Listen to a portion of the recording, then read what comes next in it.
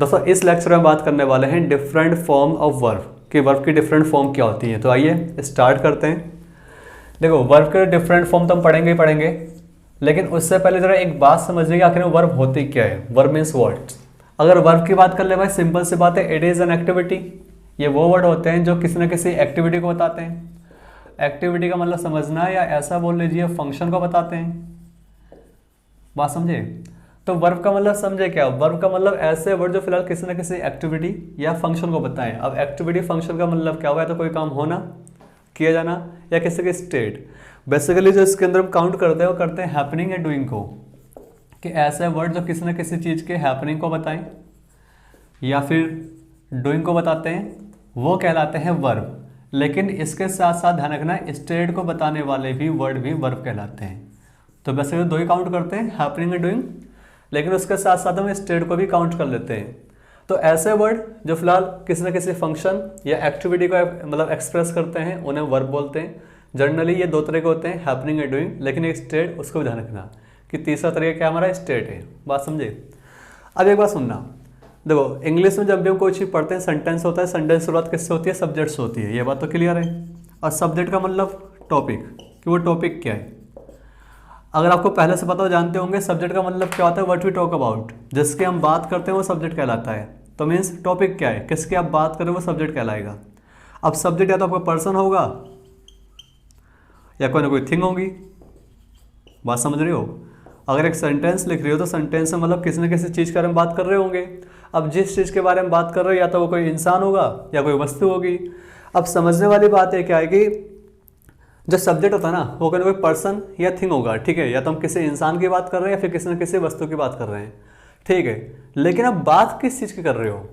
मान लीजिए एक पर्सन ले लेते हैं, एक इंसान के बारे में आप क्या बताना चाहती हो? अब मान लीजिए शायद हम बता रहे हैं उसका मूड, मीन्स हैप्पी है, सैड है, कैसा है, उसकी पोजीशन, उसके फीलिंग्स, उसके इमोशंस, या उसकी वो एक्टिविटी जो वो काम कर रहा है। मीन्स एक पर्सन के बारे में, सब्जेक्ट के बारे में हम क्या आखिर में एक्सप्रेस करना चाहते हैं? एक्सप्रेस करना चाहते हैं उसकी एक्टिविटी, उसके परफॉर्मेंस, जो परफॉर्म कर रहा है फिलहाल वो जो हेल्प करेंगे ना हमें, उसकी एक्टिविटी, पोजीशन, मूड या फिर फीलिंग्स, इमोशंस को एक्सप्रेस करने के लिए जिनकी हमें ज़रूरत होती है, वो होती है वर्ब। बात समझ रहे हो? तो वर्ब के माध्यम से हम किसी इंसान की एक्टिविटी, उसके फंक्शन, उसके मूड, उसके फीलिंग्स, ठीक है, इमोशंस, इन सब को एक्सप्रेस कर लेते हैं। ठीक उसी प्रकार थिंग्स, मान लीजिए कोई वस्तु है। अब वस्तु के बारे में बात तो कर रहे हैं, लेकिन उसके बारे में क्या बात कर रहे हैं? मीन्स आखिर में हम एक्सप्रेस क्या करना चाहते हैं? उस वस्तु का कलर, साइज, ठीक है, क्वालिटी, एट्रीब्यूट्स, क्या मीन्स क्या बताना चाहते हैं? तो जो चीज़ बताओगे आप, चाहे तो वस्तु के बारे में, चाहे पर्सन के बारे में, जिस चीज़ को भी आप एक्सप्रेस करना चाहते हो, वो जो एक्सप्रेस करोगे ना, उसको एक्सप्रेस करने जो आपके वर्ड हेल्प करेंगे, वो कहलाती है वर्ब। बात समझ रहे हो? वो कहलाती है वर्ब। अगर मैं आपको इसका अच्छा खासा एग्जांपल दूं तो एक बात समझना। मैंने एक सेंटेंस लिया, the man is sad today. एक और लेते हैं, the man is watching a movie. तीसरा ले लेते हैं, the man has a car. लीजिए, तो फिलहाल 3 सेंटेंस हैं। इन तीनों सेंटेंस से बात किसकी हो रही है? मैन। ये टॉपिक हमारा, टॉपिक का मतलब सब्जेक्ट हो गया हमारा, सही है। नीचे भी मैन आ रहा है, ये सब्जेक्ट है हमारा, ये भी ठीक, और नीचे भी मैन आ रहा है। इन तीनों सेंटेंसेस में फिलहाल जो हमारा सब्जेक्ट हो क्या है? द मैन है। मीन्स एक इंसान की बात कर रहे हैं, एक पर्सन की बात कर रहे हैं। लेकिन तीनों सेंटेंसेस में आखिर में उस पर्सन की किस क्वालिटी, किस फीलिंग्स, किस एक्सप्रेस, मतलब क्या एक्सप्रेस करना चाहते हैं उस पर्सन के बारे में। आइए, पहले वाले सेंटेंस में भाई इज क्या लिंकिंग वर्ब है, और सैड कैसा कॉम्प्लीमेंट है। तो यहाँ हम बात कर रहे हैं पर्सन के मूड की, कि जो पहले वाले में पर्सन है, उसका पर्सन मूड कैसा? सैड है। मूड का मतलब मेंटालिटी, मीन्स, ठीक है ना, माइंड सेट कैसा उसका। तो ये हेल्प कौन कर रहा है? ये हेल्प कर रहा है लिंकिंग वर्ब, ये कहलाएगी वर्ब। और लिंकिंग वर्ब क्या होती है? स्टेटिव वर्ब बोलते हैं इनको। स्टेटिव वर्ब का मतलब किसी भी चीज़ की, किसी भी इंसान की स्टेट को बताने के लिए, ठीक है। अब मान लीजिए द मैन इज सैड, तो आप इसको काट कर यहाँ कर सकते हो, the man is happy, the man is nervous. अब हैप्पी कर लो, नर्वस कर लो, जो करना कर लीजिए। इसका मतलब क्या हुआ? आप उस मैन के मेंटालिटी मीन्स माइंड सेट को एक्सप्रेस कर रहे हो, उसकी फीलिंग्स को एक्सप्रेस कर रहे हो, मीन्स उसका मूड क्या है, बात समझ रहे हो? तो ये जो आप एक्सप्रेस कर रहे हो किसकी बदौलत, ये रही वो वर्ब। लिंकिंग वर्ब के बाद उसका कॉम्प्लीमेंट आता है और इज एम आर खासकर हम यूज़ करते हैं किसी भी इंसान के मूड को एक्सप्रेस करने के लिए। अब मान लीजिए मुझे अपने बारे में कहना है, सो आई एम हैप्पी, एम क्या है, वर्ब है, ठीक है ना। ठीक इसी प्रकार I am sad, I am good, I am fine, I am bad, जो लिखना लिखिए, you are good, you are right. तो ये जो बी फॉर्म होती है फिलहाल इसके माध्यम से किसी भी इंसान के कैरेक्टर, उसके मूड आदि को एक्सप्रेस कर लेते हैं। ठीक, नीचे वाले में आ जाओ। नीचे वाले देख रहे हैं भाई, इस इंसान के मूड के बारे में बात नहीं कर रहे बल्कि इसके एक फंक्शन के बारे में बात कर रहे हैं। जो इंसान है ना, ये एक एक्शन कर रहा है। एक्शन क्या है, इज वॉचिंग। अब ये वर्ब है, द मैन इज वॉचिंग, आदमी देख रहा है, मीन्स जो मैन है वो कुछ देख रहा है। क्या देख रहा है, मूवी, वो उसका ऑब्जेक्ट हो गया।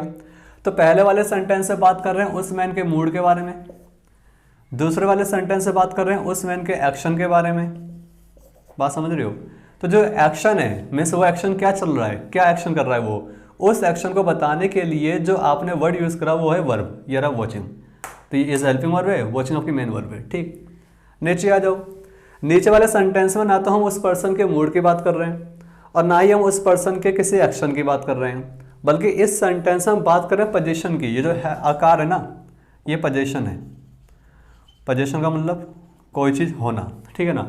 द मैन हैज़, उस इंसान के पास कोई चीज़ है, क्या है, आकार। अब जो ये पोजीशन बता रहा है किसकी बदौलत, ये इस वर्ब की बदौलत। तो इस वाले सेंटेंस से बात किससे कर रहे हैं, पोजीशन की। बात समझ रहे हो?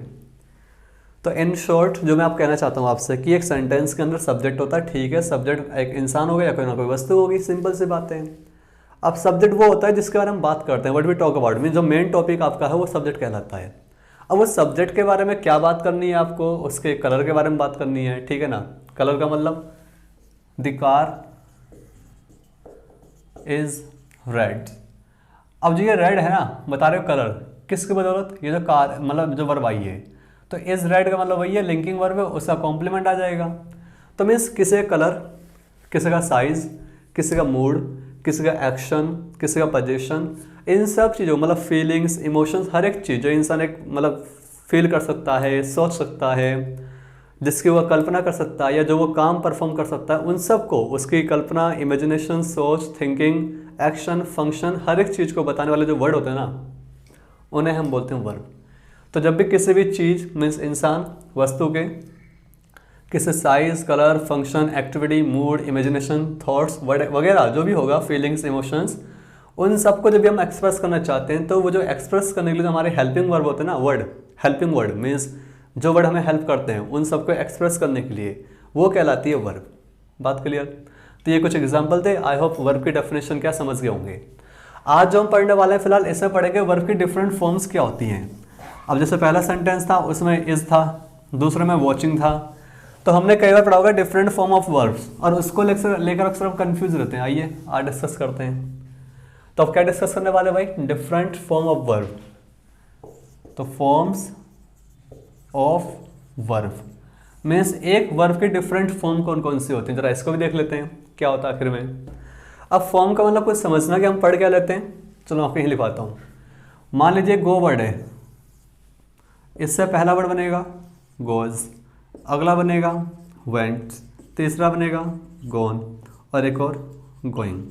जैसे कोई से वर्ब ले लो, चाहे गो ले लो, चाहे प्ले ले लो, चाहे सिंग ले लो, कुछ भी ले लो, इन सब की क्या डिफरेंट फॉर्म होती हैं। जैसे गो का गोज बन गया, वेंट बन गया, गोन बन गया, गोइंग बन गया। ठीक इसी प्रकार play, plays, played, played, playing. ठीक है, sing, sings, sang, sung, singing, eats, eats, ate, eaten और ईटिंग बन जाएगा, हम सब जानते हैं। अब ये डिफरेंट फॉर्म है ना, ये एक्शन की फॉर्म है, तो डिफरेंट स्टेट ऑफ एक्शन को एक्सप्रेस करते हैं। अब डिफरेंट स्टेट ऑफ एक्शन साथ ही साथ टाइम के भी कुछ रिलेशंस होते हैं। इनके अलावा जिनके फॉर्म्स ना, इन फॉर्म के कुछ अपने डिफरेंट एट्रीब्यूट्स होते हैं। तो वो क्या क्या एट्रीब्यूट्स हैं एक वर्ब की फॉर्म के बारे में, क्या क्या उनका यूसेज है, हम किस पर्पज से उनके वर्ब की फॉर्म यूज़ करते हैं और वाकई में चेंज करते क्यों हैं, ये जरा आज हम पढ़ने वाले हैं। बात समझ रहे हो? तो जब हम आज डिस्कस कर रहे हैं वर्ब की डेफिनेशन क्या है, तो इसके अंदर जो हमारा मेन टॉपिक है ना वो क्या है, वर्ब की फॉर्म्स एंड उनके यूसेज। कि वर्ब की जो फॉर्म होती है डिफरेंट, वो कौन कौन सी होती हैं, कैसे होती हैं। दूसरी बात, वर्ब की फॉर्म चेंज करने के लिए लाइक ज़रूरत क्यों पड़ी, क्यों हम चेंज करते हैं, मतलब अगर चेंज करते हैं तो क्या उससे हमारा रिलेशन क्या होता है, मीन्स क्या हम रेफर करना चाहते हैं। हर जगह गो ही क्यों नहीं लिखते, हम गोज क्यों लिखते हैं, वेंट्स क्यों लिख रहे हैं, गोन क्यों लिख रहे हैं, गोइंग क्यों लिख रहे हैं। तो डिफरेंट जो फॉर्म होती है इनको हम यूज़ करते हैं डिफरेंट पर्पज़ के लिए। कई बार क्या होता है कि हम वहाँ बताते हैं स्टेट को, स्टेट ऑफ एक्शन, कई बार आता है किसी पर्सन को, कई बार किसी की चीज़ के लाइक कंप्लीशन वगैरह को। तो जो भी हमारी क्वालिटी हैं, जो भी एट्रीब्यूट्स हैं, उसको हम 1 बाय 1 डिस्कस करेंगे। ठीक, चलिए अब आइए, देखो जो गो है ना हमारा पहला वर्ड, ये हमारा मेन वर्ड है, इसे मेन वर्ड बोलते हैं, मतलब असली वर्ड तो गो ही है। अब मेन वर्ड ना बोल के आप चाहो तो इसे बोल लीजिए बेस फॉर्म, बेस फॉर्म। और बेस का मतलब भैया मेन वर्ड, ठीक है ना। तो जो गो है हमारा ये क्या है, बेस फॉर्म है। बेस फॉर्म मतलब मेन वर्ड। अब बाकी जो वर्ड हैं सारे हमारे ये वाले, ये सारे के सारे बनाए गए हैं, किससे बनाए गए, गो से। ईएस लगाते ही गोज बन गया, वेंट, गॉन, गोइंग, ये सारे वर्ड फिलहाल इससे बने हैं। तो इसको हम बोलेंगे डिराइव्ड फॉर्म, डिराइव्ड।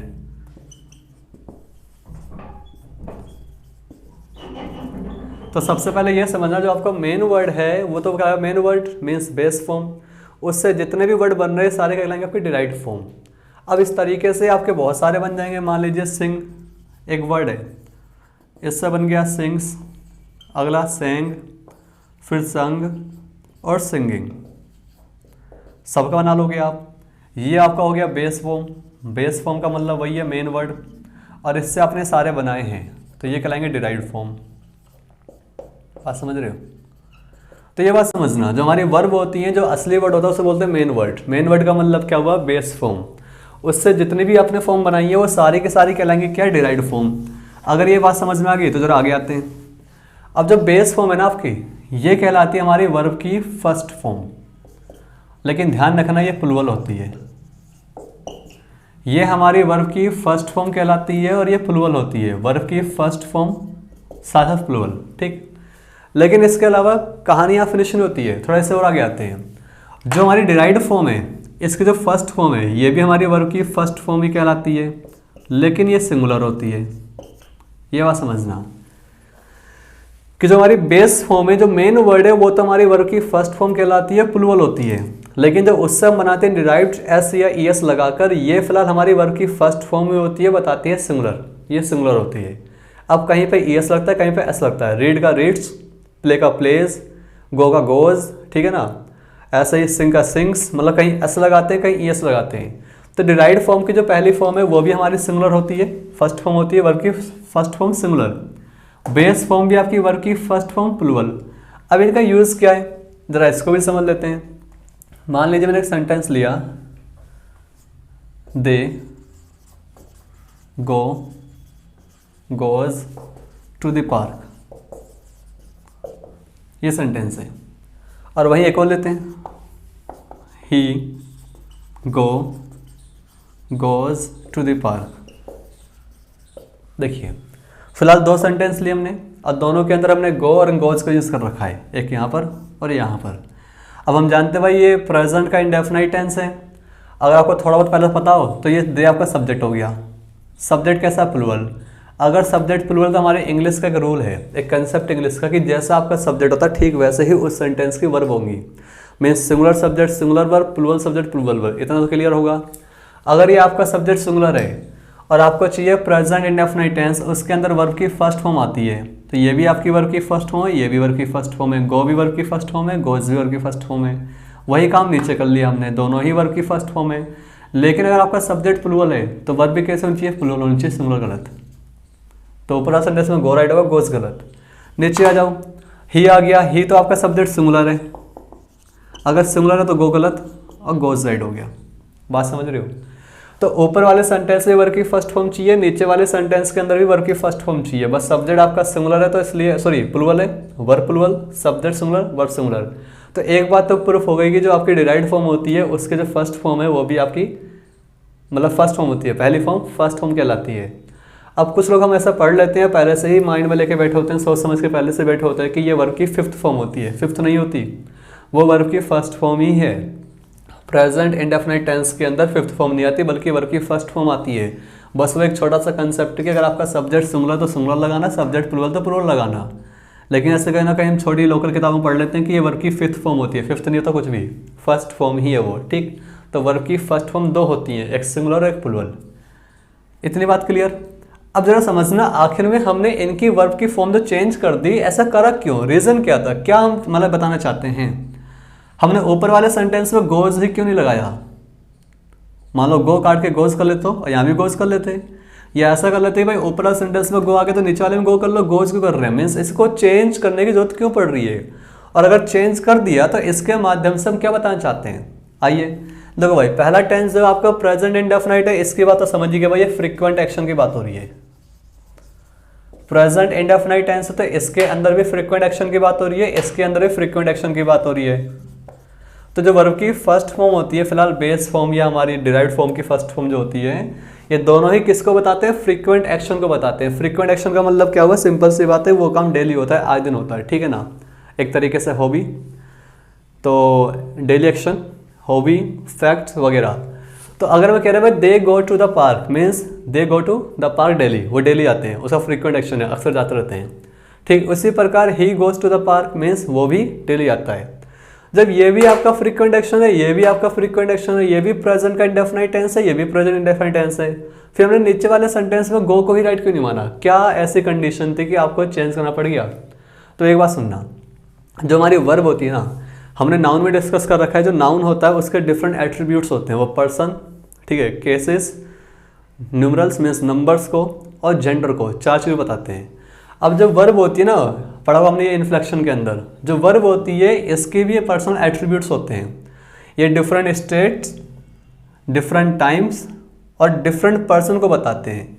जो ये फर्स्ट पर्सन लगा लिया हमने गोज, डिराइव्ड फॉर्म, ध्यान रखना ये और ये दोनों बताते हैं पर्सन को। इसका मतलब क्या हुआ, अगर आपने कहीं पे गोज लगा लिया तो वहाँ जो पर्सन होगा ना वो थर्ड पर्सन होगा और साथ साथ सिंगुलर होगा। इसका मतलब ये है, अगर आपने कहीं पे गोज यूज कर लिया तो गोज का मतलब क्या हुआ, ये बता रहा है जो इसका सब्जेक्ट होगा इस गोज वर्ब का, वो थर्ड पर्सन होगा, सिंगुलर होगा। अब यहाँ पे आ जाइए, हमने ही लगाया, ही क्या थर्ड पर्सन है और ये सिंगुलर है, लेकिन जो ऊपर है थर्ड पर्सन में प्लूरल है, तो केवल थर्ड पर्सन होगा, इतनी बात नहीं, थर्ड पर्सन के साथ साथ वो सिंगुलर भी होगा, तभी आप गोज करोगे। तो ये जो गो को हमने गोज में चेंज करा, इसका एक ही रीजन है कि इसके माध्यम से हम पर्सन बता रहे हैं कि सब्जेक्ट या डूवर जो भी इस वर्ब का होगा पर्सन कैसा होगा, थर्ड पर्सन का होगा, साथ ही साथ सिंगुलर होगा। बात समझ रहे हो। अगर मान लीजिए मैं बोल रहा हूँ भाई we go to the park, ये सेंटेंस ले लिया, हम पार्क जाते हैं, तो इसका मतलब क्या होगा, अगर गो यूज़ कर लिया तो इसका मतलब वो जो सब्जेक्ट होगा आपका या तो फर्स्ट पर्सन होगा या सेकंड पर्सन होगा या फिर वो थर्ड पर्सन होगा। Means first person, second person, third person कुछ भी हो सकता है, लेकिन ध्यान रखना सब्जेक्ट हमेशा आपका प्लूरल होगा, ये समझिए। तो अगर आपने गो को गोज में चेंज कर दिया तो उसका मतलब केवल एक ही डिफरेंस बताना चाहते हो, इन दोनों में डिफरेंसेस एक ही है, वो पर्सन को लेकर है कि भाई गोज का सब्जेक्ट जो होगा वो थर्ड पर्सन का सिंगुलर सब्जेक्ट होगा, और गो का मतलब फर्स्ट पर्सन भी हो सकता है, सेकंड भी हो सकता है, थर्ड भी हो सकता है, लेकिन प्लूरल होगा। इतनी बात क्लियर। चलो आई होप आपको फर्स्ट फॉर्म के बारे में क्लियर हो गया होगा। अब जरा आगे आते हैं, जो हमारी ये वर्ब की सेकंड फॉर्म है, ये होती है वर्ब की सेकंड फॉर्म, और ये क्या एक्सप्रेस करती है, ये देखो वर्ब की जो फर्स्ट फॉर्म है भाई ये बताती है स्टेट ऑफ एन एक्शन, कि भाई जो हमने एक्शन लिखा गो, ये कौन से स्टेट का था, ये फ्रीक्वेंट स्टेट का था। मीन्स एक ऐसा हमने टेंस लिखा है जिसमें हम फ्रीक्वेंट एक्शन बता रहे हैं, तो जो एक्शन है कैसा हो, फ्रीक्वेंट है, ठीक है ना, एक्शन की स्टेट है। लेकिन जो सेकंड फॉर्म को हम यूज़ करते हैं ना, ये टाइम को बताने के लिए यूज़ करते हैं, टाइम। तो जब भी हम सेकंड फॉर्म को यूज़ करते हैं ध्यान रखना उसका जो रिलेशन होता है, जो रेफरेंस होता है वो टाइम से होता है। टाइम से कैसे, सुनिए, अगर मान लीजिए मैं एक सेंटेंस लेता हूँ यहाँ पे, they went to the park, ये सेंटेंस है, they went to the park. अब इसके माध्यम से हम क्या बताना चाहते हैं, सिंपल सी बात है, इसका रिलेशन जो हमारा यहाँ पे मतलब है, मतलब जो बात बोल रहे हैं इसका मतलब क्या है, टाइम से है, कि जो एक्शन हुआ है ना ये वन टाइम एक्शन है और पास्ट में हुआ है। बात समझ रहे हो। तो इसका रिलेशन टाइम से है, तो सेकंड फॉर्म को यूज़ करते हैं जब भी हमें पास्ट की फॉर्म, मतलब पास्ट का टाइम को रिलेट करना हो, तो ये सेकंड फॉर्म है एक्सप्रेशन किसका, टाइम का, ठीक। और वैसे भी आपने पढ़ा होगा, टेंस की डेफिनेशन पढ़ी होगी। टेंस की डेफिनेशन क्या होती है, it is a verb form, ये एक वर्ब की फॉर्म होती है which refers to some specific point in time, जो किसी न किसी एक स्पेसिफिक पॉइंट इन टाइम को रेफर करती है। अब हमारे टाइम के 3 ही पॉइंट हैं, प्रेजेंट, पास्ट, फ्यूचर। तो हम सेकंड फॉर्म को यूज़ करते हैं ये बताने के लिए कि जो एक्शन है जिसकी हम बात कर रहे हैं फिलहाल, उसका जो पॉइंट इन टाइम क्या है, पास्ट है, ठीक है ना। तो पास्ट के एक्शन को बताने के लिए हम सेकंड फॉर्म को यूज़ कर लेते हैं। तो अगर मैं बोलूँ भाई सेकंड फॉर्म को क्यों यूज़ करते हैं, तो टाइम का एक्सप्रेस करने के लिए। टाइम को ध्यान रखना, केवल सेकंड फॉर्म ही ऐसी फॉर्म है जो फिलहाल टाइम को एक्सप्रेस करती है, बाकी सब तो हमारे एक्सप्रेस करते हैं एक्शन की स्टेट्स, ठीक। चलिए आते हैं थर्ड फॉर्म पे और फोर्थ फॉर्म पे। अब जो सुनिए, जो गो का गॉन बन गया ना, सबसे पहली बात ये जो हमारी होती है थर्ड फॉर्म, ये शो करती है कंप्लीशन। कंप्लीशन, क्योंकि हमें पता है भाई इसको हम यूज करते हैं वर्ब की थर्ड फॉर्म के टेंस पे, परफेक्ट टेंस में। वर्ब की थर्ड फॉर्म के रूप में यूज करते हैं, परफेक्ट टेंस में यूज करते हैं। तो हमारा गॉन है ना, ये कंप्लीशन शो करती है। लेकिन एक बात और समझना, इसी गॉन का दूसरा नाम भी है। क्या नाम है? इसको हम बोलते हैं पास्ट पार्टिसिपल। तो जो गॉन हमारी वर्ब है फिलहाल इसके दो यूज हैं। सबसे पहला यूज के भाई इसको हम परफेक्ट टेंस के अंदर लगाते हैं थर्ड फॉर्म के तौर पे, तब ये शो करती है कंप्लीशन। दूसरा, इसी को हम यूज कर लेते हैं पैसिव वॉइस के अंदर थर्ड फॉर्म के तौर पे, ठीक है ना। तो बताते हैं वो रेफरेंस किसका, डूवर का होता है, कि सब्जेक्ट उस वर्ब का डूवर है नहीं है। फिर सुनना, थर्ड फॉर्म के 3 यूज हैं। सबसे पहला यूज क्या भाई, इसको हम यूज करते हैं परफेक्ट टेंस में कंप्लीशन को बताने के लिए कि कोई भी एक्शन है वो किस स्टेट में, कंप्लीशन की स्टेट में है। दूसरा क्या है, थर्ड फॉर्म को हम यूज कर लेते हैं पैसिव वॉइस के अंदर वर्ब की थर्ड फॉर्म के तौर पे, तब ये बताता है कि जो सब्जेक्ट है वर्ब का डूवर है या नहीं है, मीन्स डूवर को बताने के लिए। किसको? डूवर को, कि वो डूवर ऑफ द एक्शन है या रिसीवर ऑफ द एक्शन है। तो सुनना भाई, जो वर्ब की थर्ड फॉर्म को हम यूज करते हैं पैसिव वॉइस में, तो ये बताने के लिए कि जब वर्ब की थर्ड फॉर्म है उसको हमने यूज करा तो उस सेंटेंस का जो सब्जेक्ट है वो डूवर ऑफ द एक्शन है या रिसीवर ऑफ द एक्शन है। बात क्लियर? फिर इसी थर्ड फॉर्म को हम यूज कर लेते हैं पास्ट पार्टिसिपल के तौर पे, और उस टाइम पे ये एडजेक्टिव होता है, एडजेक्टिव। तो सुनना, जो हमारी वर्ब की थर्ड फॉर्म है फिलहाल इसके 3 यूज हैं। सबसे पहली बात हम सही पढ़ते हैं, बचपन से पढ़ते वाले कि परफेक्ट टेंस के अंदर वर्ब की थर्ड फॉर्म आती है। तो परफेक्ट टेंस की डेफिनेशन आप जानते ही हो, कंप्लीशन शो करना। कंप्लीशन शो करने के लिए हम वर्ब की थर्ड फॉर्म को यूज कर लेते हैं, ठीक है। लेकिन फिर हमने एक बात और पढ़ रखी भाई कि पैसिव वॉइस के अंदर भी वर्ब की थर्ड फॉर्म आती है। पैसिव वॉइस के अंदर वर्ब की थर्ड फॉर्म क्यों लगाते हैं? सभी पैसिव वॉइस के अंदर वर्ब की थर्ड फॉर्म आती है।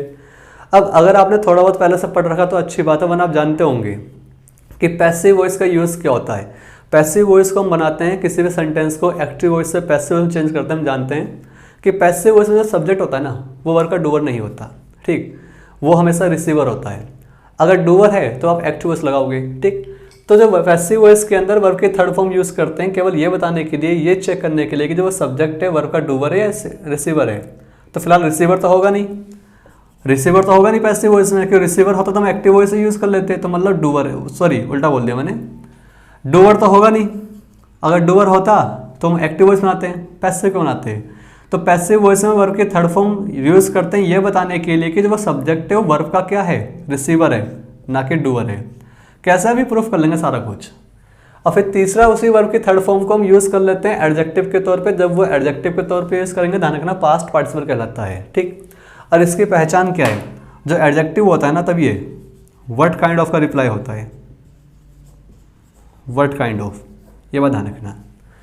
अब ये तो हमने बहुत कुछ पढ़ लिया, आइए जरा सेंटेंस के माध्यम से इसको समझ लेते हैं पहले।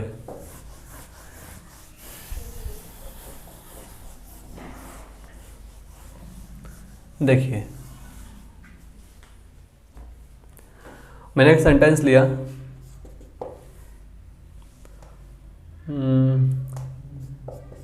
दे have written a letter. Next आते हैं, एक और लेते हैं इसी पे, a letter has been written. एक और ले लेते हैं, they have received a written letter. या फिर नोटिस कर लो, नोटिस कर लेना है, फिर लेटर कर लेना, मर्जी आपकी, जो भी आपके समझ में आ जाए, ध्यान रखना, ठीक है ना। अब ये 3 सेंटेंस हैं। पहला सेंटेंस है they have written a letter, उन्होंने एक लेटर लिख दिया है। दूसरा है a letter has been written, ठीक है ना, एक लेटर लिखा जा चुका है। तीसरा है they have received a written letter या नोटिस, कुछ भी कर लेना।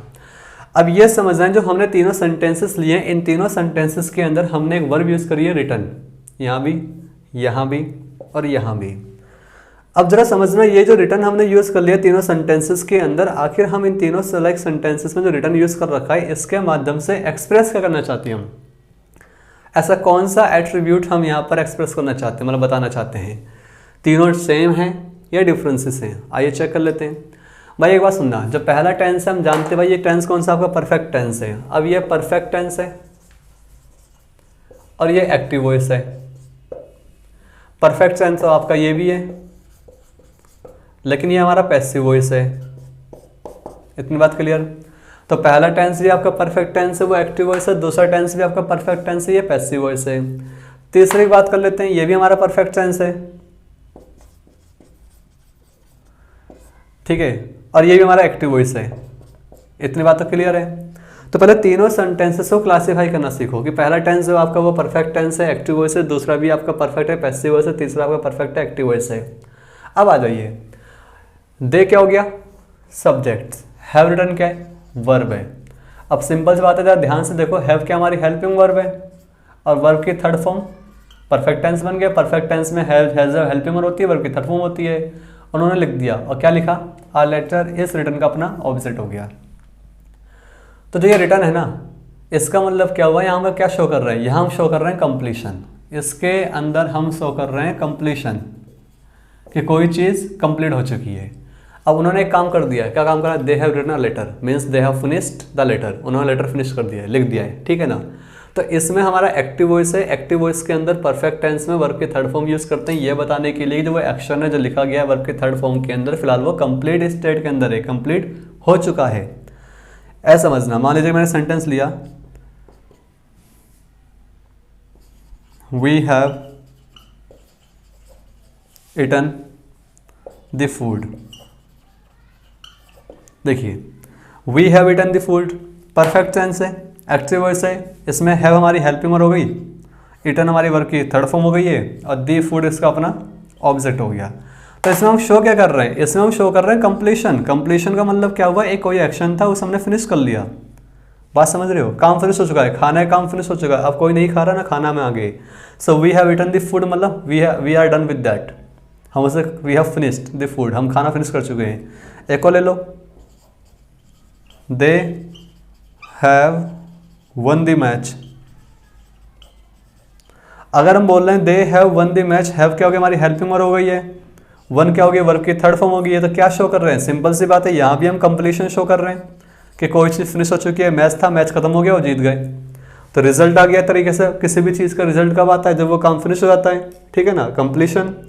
तो परफेक्ट टेंस के अंदर एक्टिव वॉइस में वर्ब की फर्स्ट फॉर्म को, सॉरी थर्ड फॉर्म को यूज़ करते हैं, ये बताने के लिए कि जो वो एक्शन है वो कंप्लीट स्टेट का है। जिस तरीके से इंडेफिनाइट टेंस के अंदर यूज़ करते हैं भाई, जो एक्शन है वो हमारा फ्रीक्वेंट एक्शन मतलब स्टेट का है, उसी प्रकार परफेक्ट टेंस के अंदर यूज़ करते हैं वर्ब की थर्ड फॉर्म को, ये बताने के लिए जो हमारा एक्शन है वो कंप्लीट स्टेट का है। तो पहले वाले टेंस में कंप्लीशन शो कर रहे हैं, दूसरे टेंस पे आ जाओ, ये हमारा पैसिव वॉइस है। अब अगर आपको पता हो तो भाई एक्टिव वॉइस को जब भी हम पैसिव वॉइस में चेंज करते हैं कोई दिक्कत नहीं है, उनमें फिलहाल कोई डिफरेंसेस नहीं होता। एक्टिव वॉइस को पैसिव वॉइस में चेंज कर लो, उनमें फिलहाल कोई डिफरेंसेस नहीं होता, बशर्ते ये है कि भाई आपकी वहाँ पे सेंस चेंज नहीं होनी चाहिए। एक्टिव वॉइस पैसिव वॉइस में बस ये डिफरेंस होता है, जो सब्जेक्ट होता है हमारा वर्ब का वो उसका डूअर है या नहीं है। तो जो हमारे एक्टिव वॉइस होते हैं ना, उसमें सेंटेंस का सब्जेक्ट ही वर्ब का डूअर होता है, ये बात ध्यान रखना। लेकिन जो पैसिव वॉइस होता है हमारा, उसमें सेंटेंस का सब्जेक्ट वर्ब का रिसीवर होता है। तो subject is the receiver of the action in passive voice, but in active voice subject is the doer of the action, ये बात समझ लेना। अब चाहे वो पैसिव वॉइस आपका परफेक्ट टेंस का हो या पैसिव वॉइस किसी भी टेंस का हो, मान लीजिए मैं एक सेंटेंस ले रहा हूं, मैंने एक सेंटेंस लिया, he eats an apple daily, और वही मैं एक सेंटेंस हो लेता हूं, an apple is eaten by him. तो इन दोनों सेंटेंस में डिफरेंट क्या समझ रहे हो, ये भी आपका इंडेफिनाइट टेंस है, ये भी आपका इंडेफिनाइट टेंस है, दोनों के अंदर हमने इसमें वर्ब की फर्स्ट में से वर्ब की थर्ड फॉर्म है। तो इंडेफिनाइट है मतलब फ्रीक्वेंट एक्शन की बात हो रही है, ये भी आपका फ्रीक्वेंट एक्शन है और ये भी आपका फ्रीक्वेंट एक्शन है। तो पैसिव वॉइस से फर्क नहीं पड़ता कि फिलहाल पैसिव वॉइस किस टेंस का, चाहे वो फ्रीक्वेंट एक्शन का हो, टेम्पररी एक्शन मतलब कॉन्टिन्यूस टेंस का हो, कंप्लीशन शो कर रहा परफेक्ट टेंस का हो, पैसिव वॉइस किसी भी टेंस का हो, सभी के अंदर वर्ब की थर्ड फॉर्म आती है। केवल ये बताने के जो सब्जेक्ट वर्ब का डूअर है नहीं है। ही सब्जेक्ट हो गया, यहाँ एन एप्पल सब्जेक्ट हो गया। अब ही सब्जेक्ट है, एक बात दे रहे हैं भाई, जो एक्टिव वॉइस है ऊपर वाला टेंस हमारा एक्टिव वॉइस है, इसमें ही इस एक्शन को परफॉर्म कर रहा है, तो यही आपका डूअर हो गया। तो subject is the doer of the action, जो सब्जेक्ट डूअर है किसका, एक्शन का, ठीक है ना। लेकिन नीचे वाले सेंटेंस देखो भाई, एन एप्पल हो गया और इज इटन क्या वर्ब हो गई है। अब एप्पल तो नहीं खा रहा किसी चीज को, तो जो सब्जेक्ट है वो वर्ब का डूअर तो है नहीं, बल्कि वर्ब का रिसीवर है, उसमें वो एक्शन परफॉर्म हो रहा है। डूअर कौन है, ये लिख दिया हमने बाय हिम। अब बाय प्रीपोजिशन जो होती है बताती है डूअर को, अगर आपने पहले थोड़ा बहुत पढ़ रखा पता होगा, जो बाय प्रीपोजिशन होती है ना बताती है डूअर को, तो एक्शन किसके द्वारा परफॉर्म किया गया, हमने लिख दिया बाय हिम, ये हो गया इसका डूअर। लेकिन जो सब्जेक्ट है पैसिव वॉइस का, ये इस वर्ब का डूअर नहीं है, तो ये है क्या, ये है receiver, receiver of the action, इसको एक्शन रिसीव हो रहा है, ठीक है ना। तो एक्टिव वॉइस को पैसिव वॉइस चेंज करते हैं, तो हमारी जो वर्ब की first form, second form, ING form, third form कुछ भी हो एक्टिव वॉइस के अंदर, वो सारी कन्वर्ट होती हैं थर्ड फॉर्म के अंदर। केवल ये बताने के लिए भाई जो सब्जेक्ट है उस वर्ब का वो डूअर नहीं है, बल्कि क्या है, रिसीवर है। तो तेरा ये बात ध्यान रखना। अब यही कहानी यहाँ पर है, अ लेटर क्या हो गया, सब्जेक्ट, और हैज बीन रिटन क्या होगी, वर्ब होगी पूरी हमारी, और ये पैसिव वॉइस में है। लेकिन ध्यान से देखो, लेटर ने नहीं लिखा, जो लिखना है काम है वो लेटर नहीं कर रहा है, काम तो किसी और ने किया होगा, लिखा नहीं है हमने, चाहो तो लिख दो बाय देम। तो जो बाय देम है ना, ये बन जाएगा डूअर, और बाय को हम यूज करते हैं डूअर को बताने के लिए, ना लिखो तो अंडरस्टूड है, कोई दिक्कत नहीं, बस हमें यहाँ समझ में आ रहा है जो लेटर है ये इस वर्ब का डूअर तो नहीं है। तो क्या है लेटर, ये है रिसीवर, बात समझ रहे हो। लेकिन ऊपर वाले सेंटेंस में दे लिखा गया और हैव रिटन का डूअर वही है, दे ही इस रिटन का डूअर है, तो ये डूअर कहलाएगा, इसलिए एक्टिव वॉइस है। तो एक्टिव वॉइस के अंदर वर्ब की थर्ड फॉर्म यूज कर लेते हैं, वो परफेक्ट टेंस में आता है। कंप्रेशन बताने के लिए ध्यान रखना कि एक्टिव वॉइस का सब्जेक्ट ही वर्ब का डूअर होता है। पैसिव वॉइस कोई सा भी हो फिलहाल, उसके अंदर हर जगह वर्ब की थर्ड फॉर्म आती है, केवल ये बताने के लिए कि उस पैसिव वॉइस सेंटेंस का सब्जेक्ट जो है वो उस वर्ब का डूअर नहीं होता, बल्कि वो रिसीवर ऑफ द एक्शन होता है। बात क्लियर। तीसरे सेंटेंस पे आ जाओ, दे हैव रिसीव्ड। अब ये एक्टिव वॉइस है, दे सब्जेक्ट हो गया, हैव रिसीव्ड वर्ब हो गई है, उन्होंने रिसीव कर लिया। अब ध्यान से देखो, व्हाट दे हैव रिसीव्ड, उन्होंने रिसीव क्या किया है, रिसीव एक ट्रांजिटिव वर्ब है। अगर रिसीव का एक्शन हो रहा था, कोई तो चीज होगी जिसे आपने रिसीव करा है, ये रही वो चीज, चाहे तो लेटर मान लो, चलो लेटर ले लेते हैं, they have received a letter, a written letter, उन्होंने लेटर रिसीव कर लिया, ये तो हो गया ऑब्जेक्ट इस रिसीव वर्ब का। लेकिन व्हाट काइंड ऑफ लेटर, किस तरह का लेटर, कौन सा लेटर, कैसा लेटर, तो ये लिखा पड़ा व्हाट काइंड ऑफ का आंसर ये रहा रिटर्न, ये हो गया एडजेक्टिव। अब जो रिटर्न है ना, ये वर्ब नहीं है, इसको, ये वर्ब नहीं है, इसको प्रूफ करने के 3 लॉजिक हैं। सबसे पहली बात, ये परफेक्ट टेंस है, परफेक्ट टेंस के अंदर रिसीव पहले से वर्ब आ चुकी है, जब एक वर्ब आ चुकी है इसे वर्ब जस्टिफाई कर नहीं पाओगे। फिर हमने लगा रखा है डिटर्मिनर्स ए, अब डिटर्मिनर्स जो होता है वो नाउन से पहले आता है, लेटर से नाउन हो गया। अगर ये वर्ब होती रिटर्न तो डिटर्मिनर्स बाद में आता, रिटर्न पहले आता, दूसरा लॉजिक। फिर तीसरी बात, ये थर्ड फॉर्म है और रिप्लाई व्हाट काइंड ऑफ का है। व्हाट काइंड ऑफ का जो रिप्लाई होता है वो आपका एडजेक्टिव होता है, कि उनको लेटर तो रिसीव हुआ है, लेकिन व्हाट काइंड ऑफ लेटर, किस तरह का लेटर, रिटर्न लिखा हुआ। बात समझ रहे हो।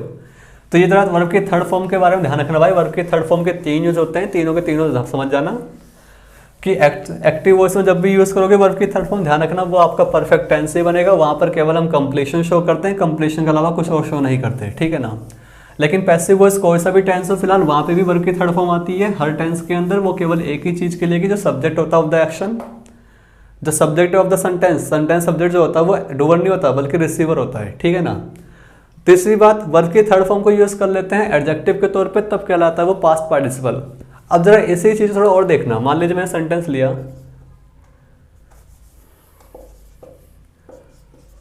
दे हैव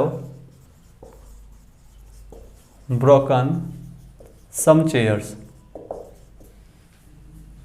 और वहीं एक और ले लेते हैं, they have some broken chairs.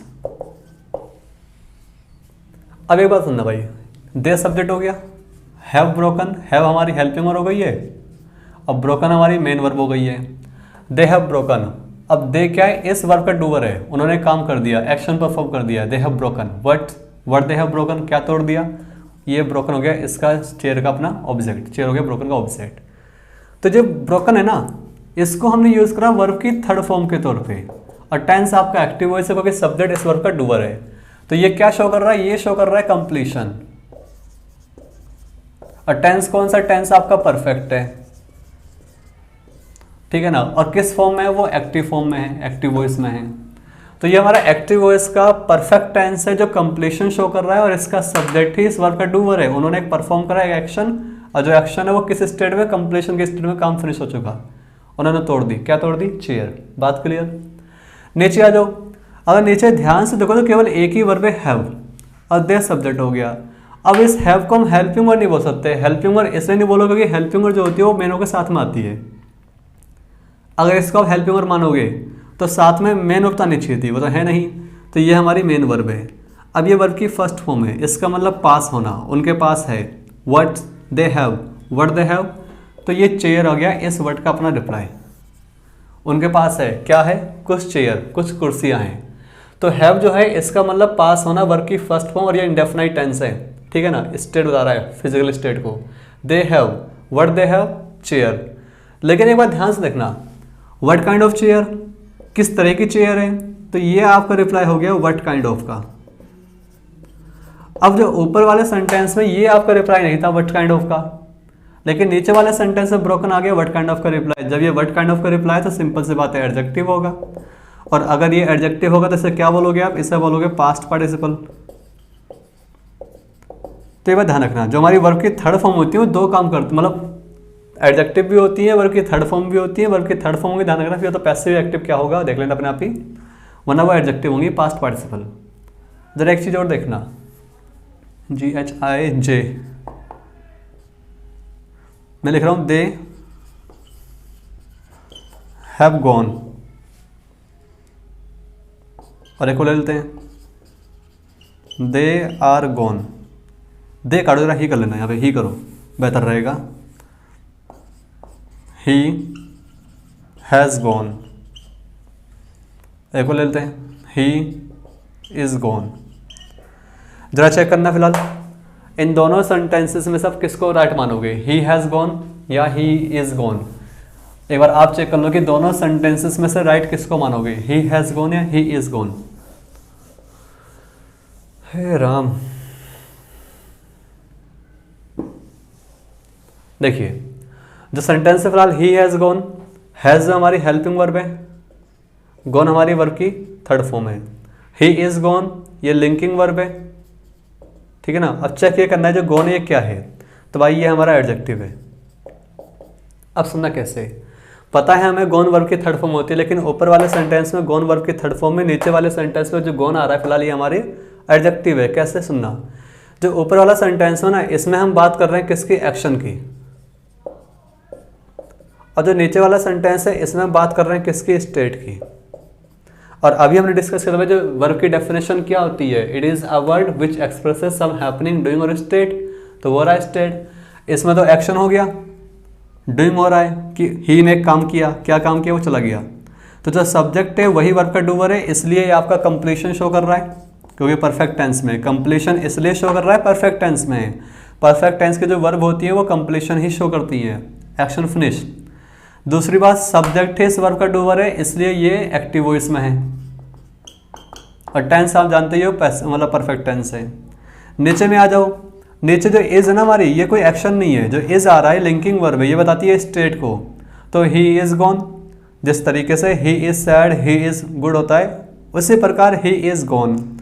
अब जो ये गॉन है ना, ये हमारा कोई एक्शन नहीं है, स्टेट है, ये वर्ब की थर्ड फॉर्म है, और इस गॉन का मतलब क्या होता है, ही इज डेड। अब डेड क्या है, हमारी स्टेट है, नॉट टू बी अलाइव, ठीक है ना। जिस तरीके से अलाइव या लिविंग हमारी स्टेट होती है नॉट टू बी डेड, ठीक उसी प्रकार डेड क्या है, स्टेट हमारी नॉट टू बी अलाइव।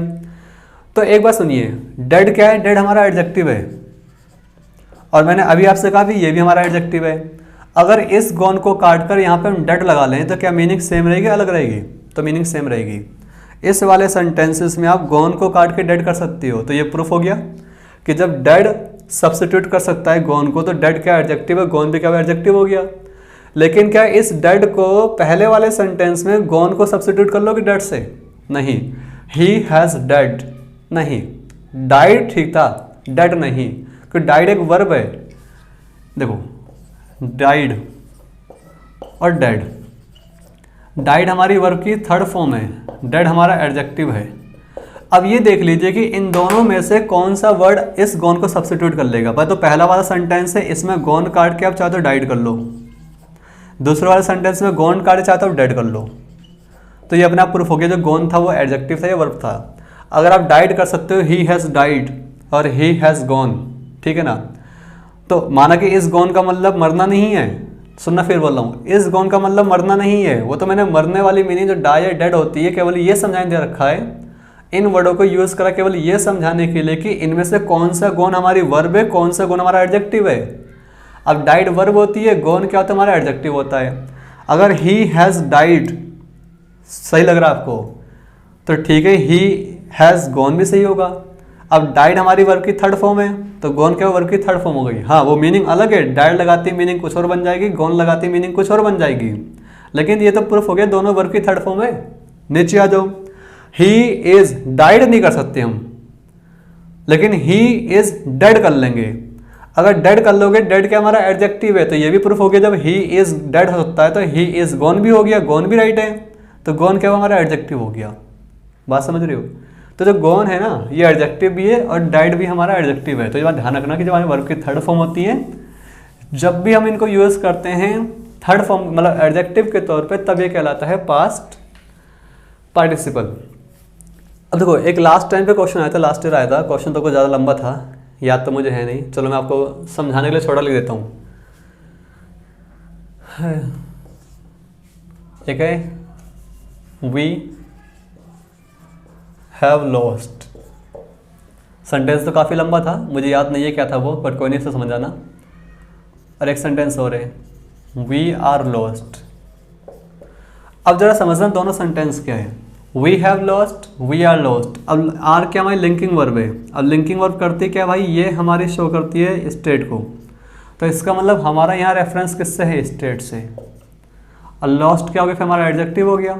इसके बाद कॉम्प्लीमेंट आता है लिंकिंग वर्ब के बाद में, कॉम्प्लीमेंट नाउन प्रोनाउन एडजेक्टिव ही होता है, तो हमारा कॉम्प्लीमेंट ही है।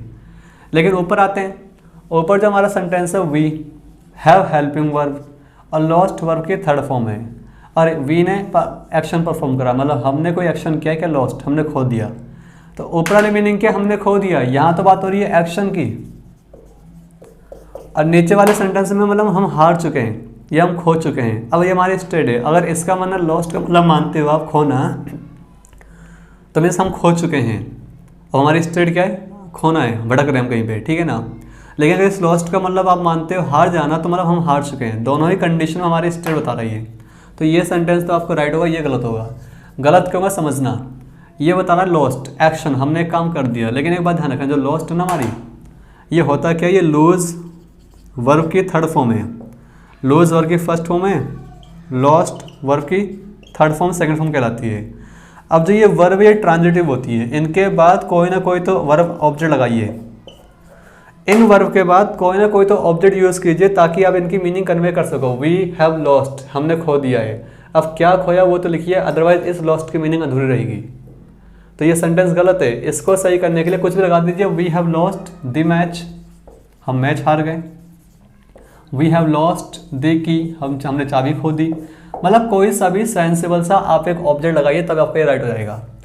ऑब्जेक्ट लगाने पे भी ये एक्शन का रेफरेंस है, ऑब्जेक्ट ना लगाने पे भी एक्शन का रेफरेंस है। बस ऑब्जेक्ट लगाते ही ये सेंटेंस राइट हो जाएगा, ऑब्जेक्ट ना लगाते ही सेंटेंस रॉन्ग रहेगा। लेकिन नीचे वाले सेंटेंस से बात किसकी हो रही है, स्टेट की हो रही है। स्टेट का मतलब वी आर लॉस्ट का मतलब हम खोए हुए हैं, हमारी स्टेट क्या खोई हुई या फिर हारे हुए हैं, ठीक है ना। अब हम खोए हुए हैं, थोड़ा कंफ्यूज ना हो इसलिए जरा एक सेंटेंस और देख लेते हैं। अगर मैं क्या बोल रहा हूँ, when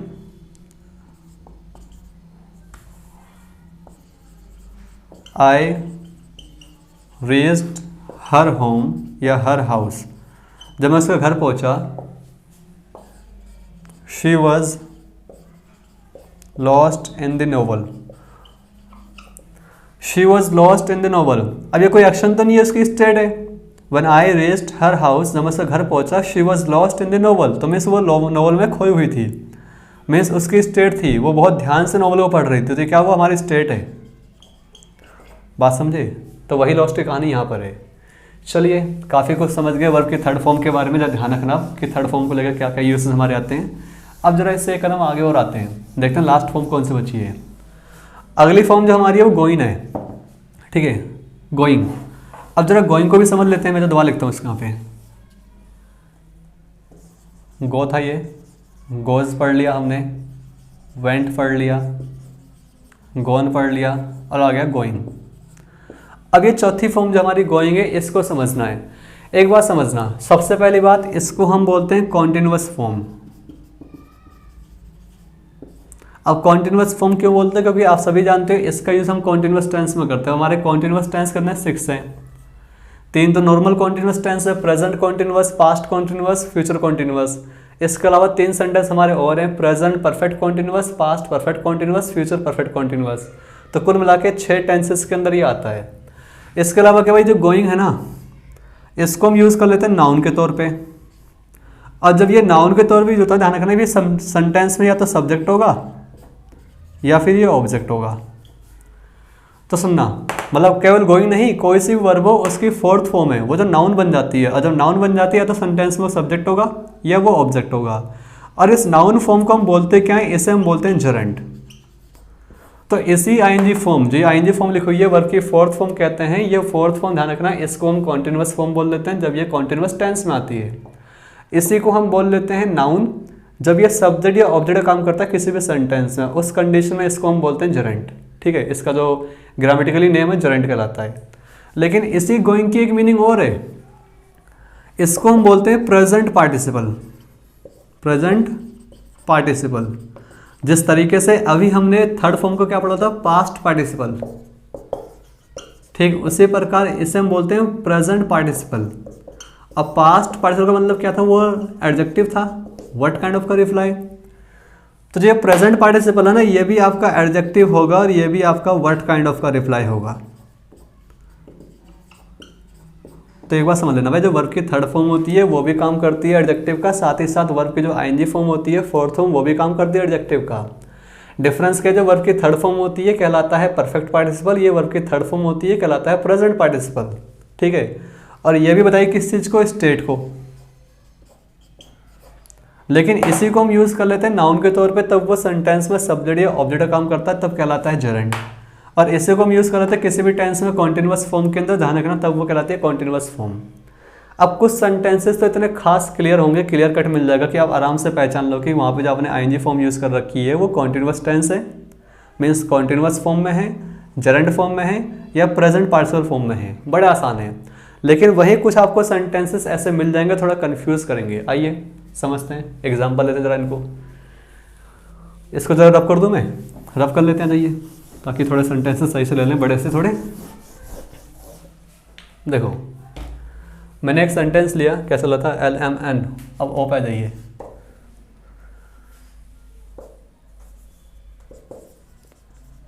running is good for health. एक और लेते हैं, the man saw a running bus there.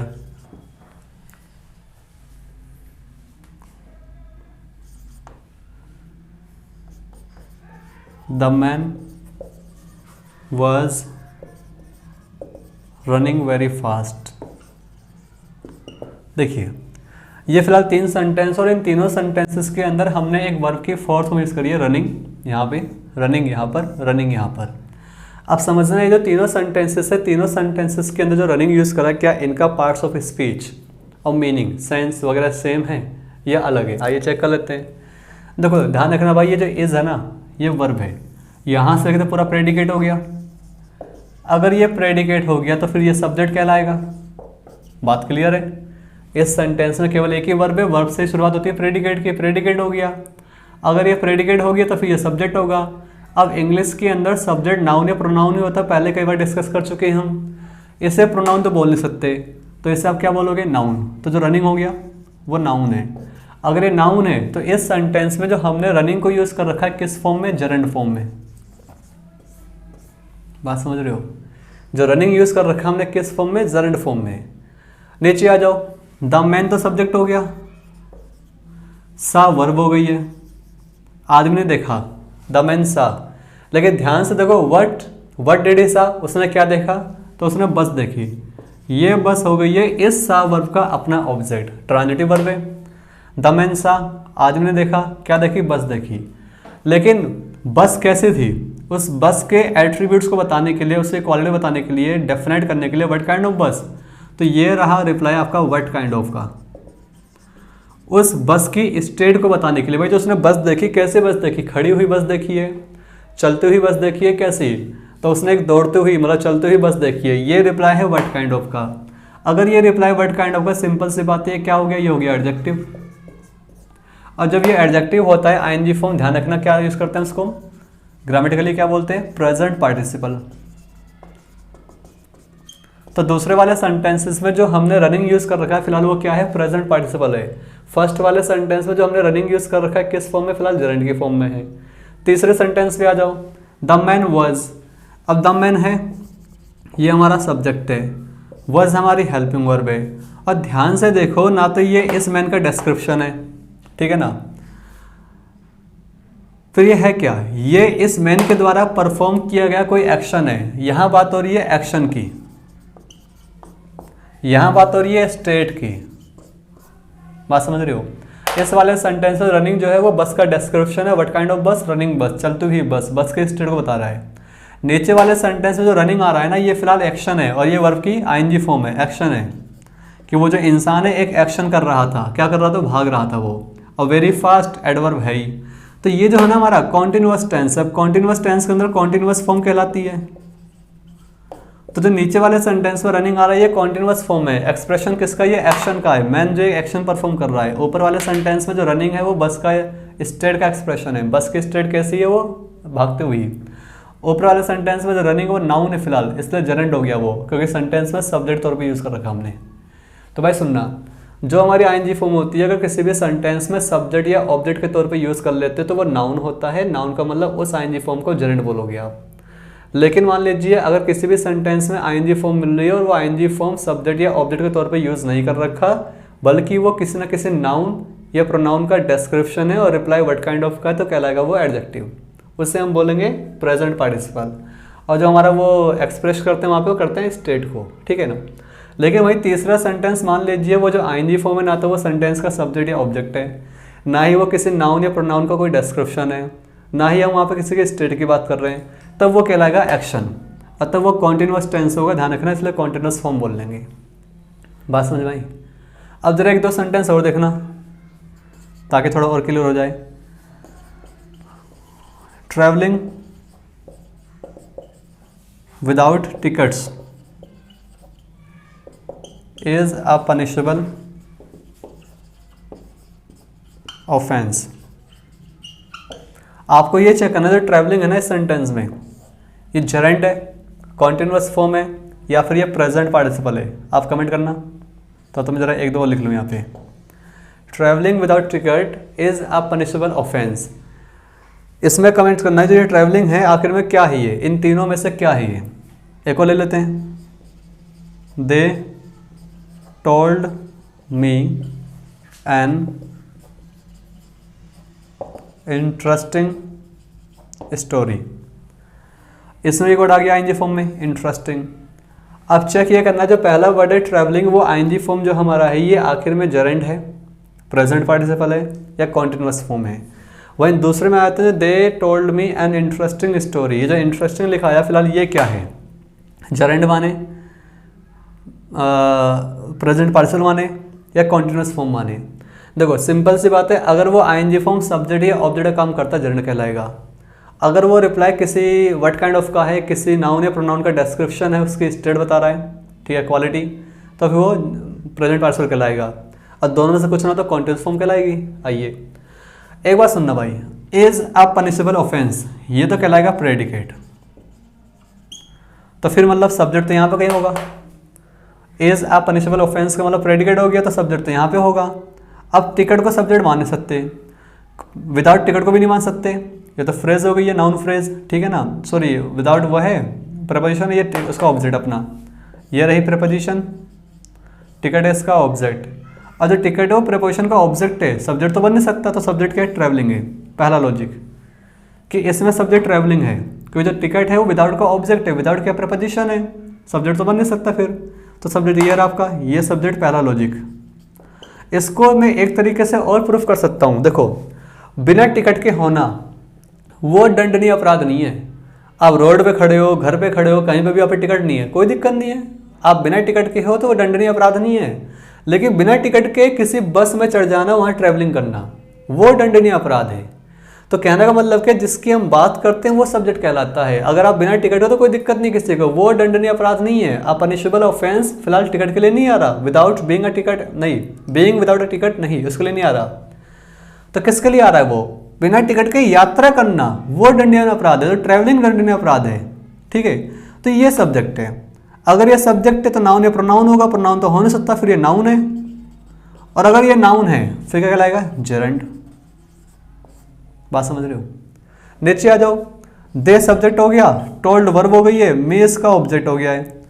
अगर आपको पता हो ठीक है, बना जो टोल्ड है ना भाई, डाई ट्रांजिटिव वर्ब होती है। डाई ट्रांजिटिव वर्ब का मतलब ऐसी वर्ब जिसके बाद दो ऑब्जेक्ट आते हैं, होम का रिप्लाई भी, वट का रिप्लाई भी।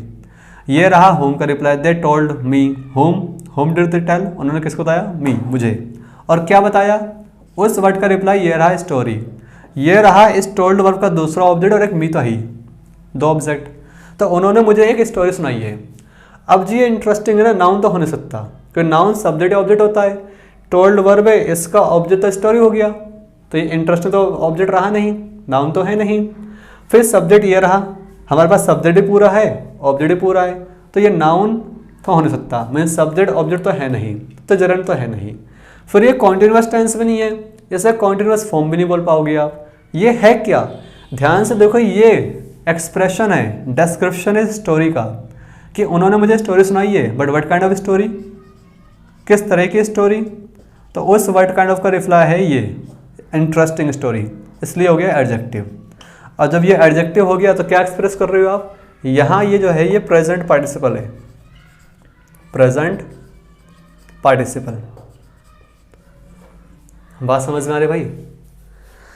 तो फिलहाल ये इतने आसान है नहीं जितने आसान हमें लगते हैं कि वर्ब की first form, second form, third form बचपन से पढ़ते हुए आते हैं, इनको यूज़ करते हुए आते हैं टेंसेस में, अलग अलग टेंसेस में, ठीक है ना। और बिना सोचे समझे इनको हम यूज़ करते हैं, ध्यान रखना भाई, क्लैरिटी आनी चाहिए, लगना चाहिए। अगर आप सीख रहे हो, टाइम बिता रहे हो, आपने 2 महीने 3 महीने कहीं सीखा, किसी को पेमेंट करिए, चाहे ऑनलाइन ऑफलाइन कैसे भी करिए, और जो आपने अब तक पढ़ा, अगर आप उसको लेके कॉन्फिडेंट नहीं हो तो कहने के आपके पढ़ने तरीके में या फिर पढ़ाने तरीके में कमी रह गई है, ठीक है ना।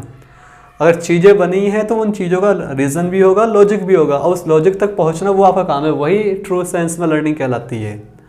लेकिन हम करते क्या भाई, हमारा जो क्वेश्चन ये रहा, इसका आंसर ये रहा, बस आपका क्वेश्चन ये रहा और आंसर बता दो। हम क्वेश्चन से डायरेक्ट जंप करेंगे आंसर पे, बीच में लर्निंग है उस पर गौर नहीं करते, उससे जंप कर जाते हैं। तो क्वेश्चंस के जो आंसर होते हैं वो रट्टा ही मारे आते हैं, समझ नहीं आते। लेकिन वो आंसर ऐसा बना क्यों, उस क्यों का आंसर जो होता है ना, वही होता है समझने वाली बातें, ठीक है। तो फिलहाल अगर कोई चीज़ पढ़ रही हो तो उसका लॉजिक होता है, प्रॉपर साइंस में होता है, रीजन्स होता है। जब भी कोई रीज़न ना दे पाए, लॉजिक ना दे पाए, समझ जाना गोली दे रहे हैं फिर आपको लोग। तो इसलिए लॉजिक से पढ़ो, रीजनेबल तरीके से पढ़ो। रीजनेबल होकर पढ़ोगे आप तो सिंपल सी बात है, चीज़ों को एक्सेप्ट करने में, एक्सप्रेस करने में मज़ा भी आएगा। जब भी कभी आप उन चीज़ों को किसी दूसरे इंसान को बताओगे, समझाओगे, पढ़ाओगे, तो आपको भी अंदर से आएगा कॉन्फिडेंस कि हाँ जी, जो मैं बता रहा हूँ, समझा रहा हूँ, लिख रहा हूँ, पढ़ा रहा हूँ, जो भी कुछ कर रहा हूँ मैं, वो वाकई में उसके लिए मैं लेकर श्योर हूँ, अब पूरा कॉन्फिडेंस हूँ। लेकिन विदाउट कॉन्फिडेंस जब कोई काम करते हैं ना, तो खुद ढंग से कर पाते हो ना, सामने वाले से आप उम्मीद कर पाओगे वो इंसान भी ढंग से काम करेगा। तो इसलिए चीज़ों को लेकर क्लियर हुई है, दुरुस्त हुई है, ठीक है ना। तो ये हमारी वर्ब की फोर्थ फॉर्म थी, उसको लेकर हम यूज़ करते हैं, कैसे जेरेंट होता है, कैसे ये कॉन्टिन्यूस फॉर्म कहलाती है, कैसे हमारा ये प्रेजेंट पार्टिसिपल कहलाता है, समझा दिया।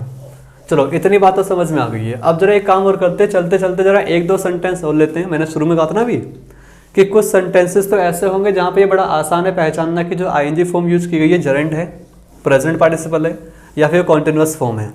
लेकिन कुछ सेंटेंसेस ऐसे होंगे जहाँ पे थोड़ा कंफ्यूज होते हैं कि क्या करें, तो वहाँ पे दोनों बन सकते हैं। आइए देखते हैं कैसे।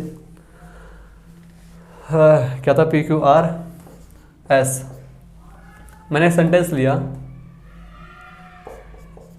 The man is standing out. अब इसे समझ लेते हैं, जी इसे समझ लेते हैं। The man is standing out, ये जो स्टैंडिंग है आखिर में इसको आप क्या बोलोगे, जरेंट बोलोगे, प्रेजेंट पार्टिसिपल बोलोगे या कॉन्टिन्यूअस टेंस बोलोगे? आप खुद चेक करना, ये जरेंट है, प्रेजेंट पार्टिसिपल है या कॉन्टिन्यूअस टेंस है। एक बार आप पहले खुद चेक करो, फिर बात करते हैं। ठीक, इसी प्रकार एक और ले लेते हैं। He is wanting for some money. अब इस वाले टेंस में वांटिंग आ रहा है, ये भी चेक करना भाई, ये क्या बोलोगे, जरेंट बोलोगे, कॉन्टिन्यूअस फॉर्म बोलोगे या प्रेजेंट पार्टिसिपल? देखो इसको हम जरेंट तो बोल नहीं सकते और ना ही हम इसको बोल सकते जरेंट। क्यों नहीं बोल सकते? इसका रीज़न है कि जब भी जरेंट होगा तो वो नाउन या प्रोनाउन होगा, मीन्स सब्जेक्ट या ऑब्जेक्ट होगा, ठीक है ना। इस सेंटेंस से फिलहाल क्या हमारा सब्जेक्ट तो ये रहा मैन, तो ये आईएनजी फॉर्म सब्जेक्ट तो हो नहीं सकती। फिर हमारी वर्ब आ रही है इज हमारे क्या है, लिंकिंग वर्ब है, इसके बाद ऑब्जेक्ट नहीं आता, कॉम्प्लीमेंट आता, तो ये तो ऑब्जेक्ट भी नहीं बन सकता। तो दो रीज़न हो गए, इसलिए जरेंट तो है नहीं। अब बचा क्या, अब बच गया तो ये कॉन्टिन्यूअस फॉर्म हो गया, तो फिर हमारा ये प्रेजेंट पार्टिसिपल होगा। नीचे वाले में आ जाओ, वांटिंग तो हो नहीं सकता, हमारा सब्जेक्ट हमारे पास है ही, और ऑब्जेक्ट भी हमारे पास है, उसे चाहिए क्या चाहिए, सम मनी। ये सम मनी आ गया फिलहाल किसका ऑब्जेक्ट, प्रीपोजिशन फॉर का। तो अगर ये मान लीजिए ऑब्जेक्ट होता ही इज वांटिंग, तो वही कहानी, इसके लिंकिंग वर्ब है, लिंकिंग वर्ब के बाद में फिलहाल ऑब्जेक्ट तो आता नहीं कभी भी, ठीक है, नाउन प्रोनाउन आएगा ठीक है, लेकिन लिंकिंग वर्ब ऑब्जेक्ट नहीं, उसका कॉम्प्लीमेंट आता है, तो ये भी जरेंट नहीं है। दोनों ही टेंसेस में जरेंट नहीं है। अब चेक करना कि आखिर में है क्या। देखो भाई नीचे वाला क्लियर है, नीचे वाला क्लियर कट है। क्लियर कट क्या है, जो वांट है ना हमारी, ये मेंटल स्टेट होता है। वांट एक ऐसी वर्ब है जो बताती है मेंटल स्टेट। अब ये स्टेट को बताती है, स्टेट को, ठीक है, मेंटल स्टेट को। अब आपने पढ़ा होगा पहले कभी, जो स्टेट को बताने वाली वर्ब हैं वो एक्शन नहीं होती हैं बल्कि स्टेटिव वर्ब कहलाती हैं, इसलिए उनके साथ कभी भी कॉन्टिन्यूअस टेंस नहीं लगाते। कॉन्टिन्यूअस टेंस गलत होता है। तो ये कॉन्टिन्यूअस टेंस मान ले, अगर मान लीजिए इसको आपने हेल्पिंग वर्ब मान लिया और इसको आपने मेन वर्ब मान ली है, तो कॉन्टिन्यूअस टेंस बन जाएगा, उस सेंस में ये गलत हो जाएगा। फिर सुनना, कॉन्टिन्यूअस टेंस मानोगे इसको आप तो ये कॉन्टिन्यूअस फॉर्म कहलाएगी, कॉन्टिन्यूअस फॉर्म के सेंस में गलत हो जाएगा, क्योंकि ये मेंटल स्टेट होती है। मेंटल स्टेट के बाद या मेंटल स्टेट को कभी भी हम कॉन्टिन्यूअस टेंस में यूज़ नहीं करते। मेंटली क्या, कोई सी भी स्टेट हो उसको हम कॉन्टिन्यूअस टेंस में यूज़ नहीं करते। कॉन्टिन्यूअस टेंस में केवल एक्शन को लिखा जाता है, एक्शन मतलब जिसको आप कुछ देर तक कंटिन्यू कर सको, ठीक है ना, हैपनिंग और डूइंग को, फिलहाल स्टेट को नहीं। तो कॉन्टिन्यूअस टेंस ना मानने का लॉजिक तो मिल गया। लेकिन एक बात देखो, अगर मान लीजिए इसको हम एडजेक्टिव मान ले तो प्रेजेंट पार्टिसिपल, तब ये राइट होएगा,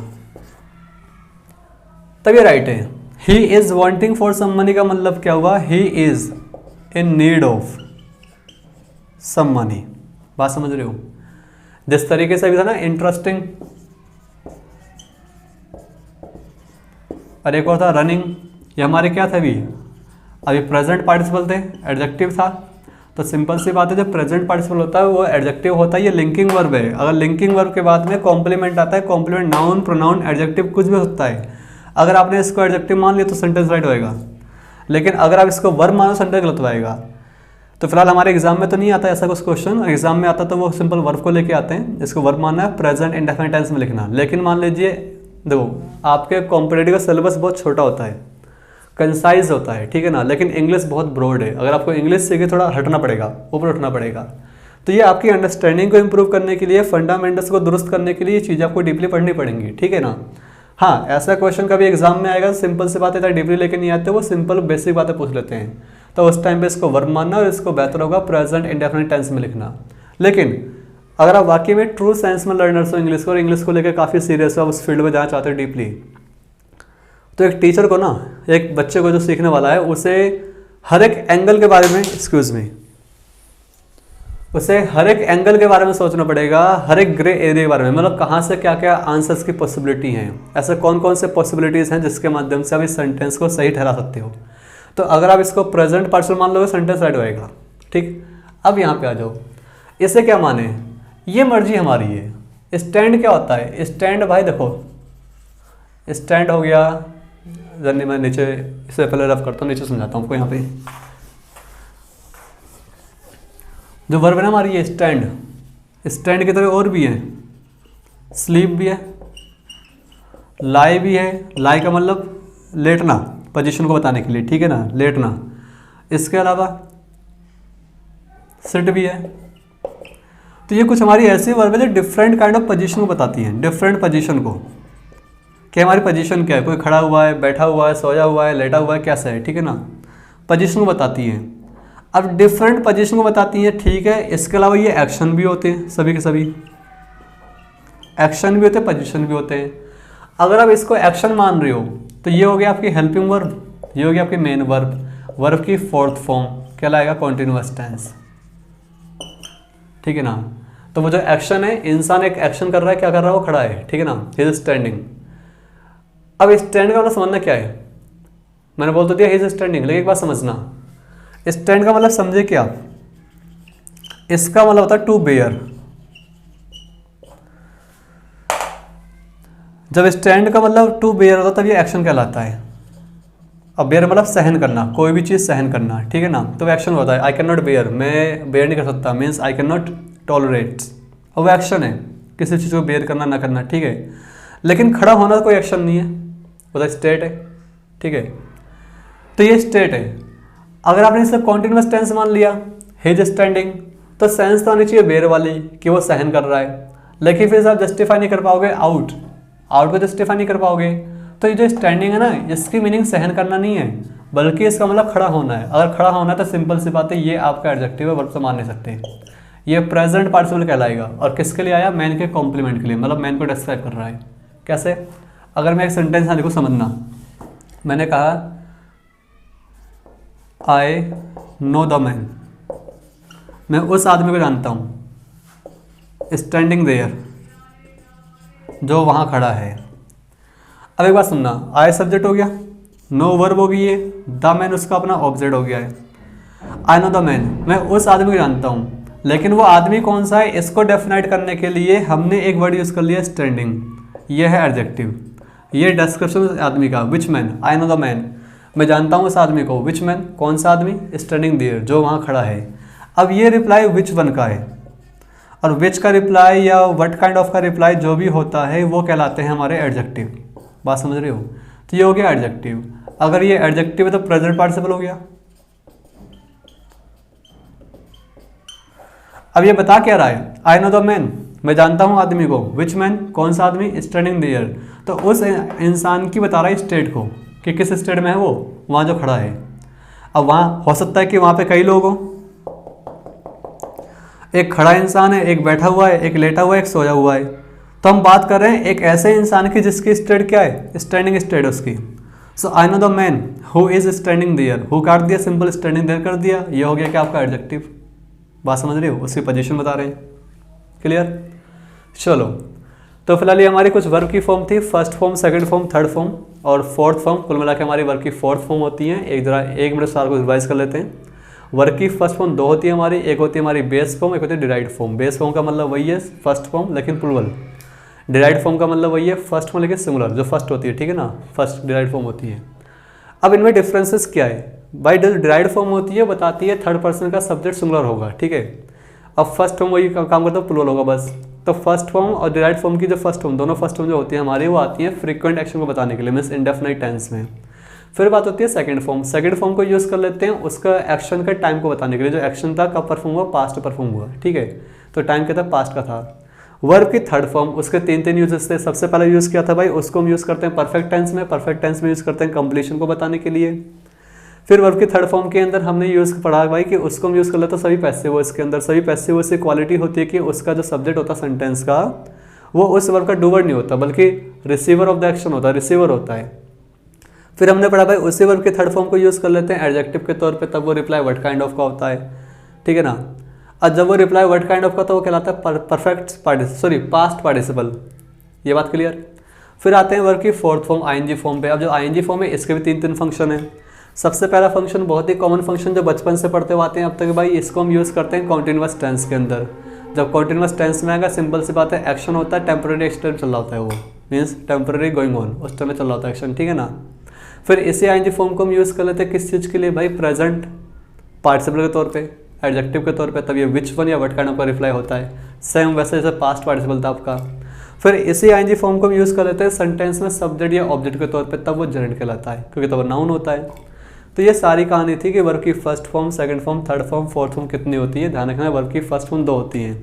हाँ, कुछ किताबों में लिखा पड़ा वर्ब की फिफ्थ फॉर्म, वो फिफ्थ फॉर्म कोई चीज़ नहीं होती, लोग पढ़ा भी रहे हैं। अधूरा ज्ञान बड़ा खतरनाक होता है, ठीक है ना। तो फिफ्थ फॉर्म नाम की कोई चीज़ नहीं है, वर्ब की फोर्थ फॉर्म ही होती हैं। तो चलिए, आई होप सार को समझ में आ गया होगा, ठीक है। It is all about for this video. See you in the next one. मिलता अगली वीडियो में, बाय।